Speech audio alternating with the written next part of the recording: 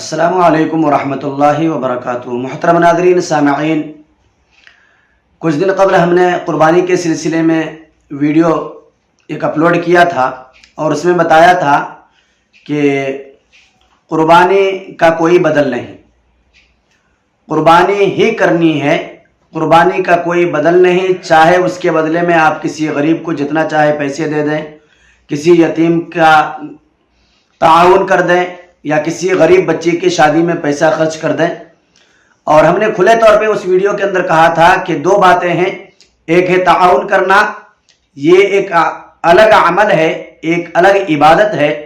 اور ایک ہے قربانی کرنا، یہ ایک الگ عبادت ہے۔ تو دونوں عبادتوں کو نہ جوڑ سکتے ہیں اور نہ ہی کسی ایک عبادت کو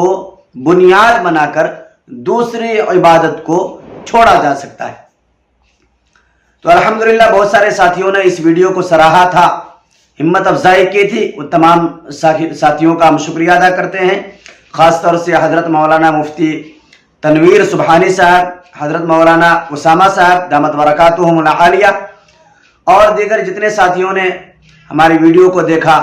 اور دیکھ کر کے خوشی کا اظہار کیا اور ہمت افزائی کی، ان تمام ساتھیوں کا دل کی گہرائیوں سے شکریہ ادا کرتے ہیں۔ آج کی ویڈیو میں جو بات مجھے بتانی ہے وہ یہ ہے کہ قربانی جیسا محتم بالشان عمل چھوڑنا نہیں چاہیے۔ قربانی والا عمل، قربانی جیسی عبادت کو چھوڑنے والا وہ اللہ کی نگاہ میں مجرم ٹھہرا جائے گا، اور حضرات فقہائے کرام نے کتابوں کے اندر لکھا ہے کہ قربانی نہ دینا یہ گناہ کبیرہ ہے۔ آقا علیہ الصلوۃ والسلام نے ایک حدیث کے اندر یہ بات ارشاد فرمائی کہ من کان لہ سعۃ فلم یضحی فلا یقربن مصلانا، کہ جو شخص قربانی دینے پر قدرت رکھنے کے باوجود اگر قربانی نہیں دیا، قربانی سے رکا رہا، فلا یقربن مصلانا، اس کو کوئی حق نہیں ہے کہ ہماری عیدگاہ میں آ کر کے نماز ادا کرے۔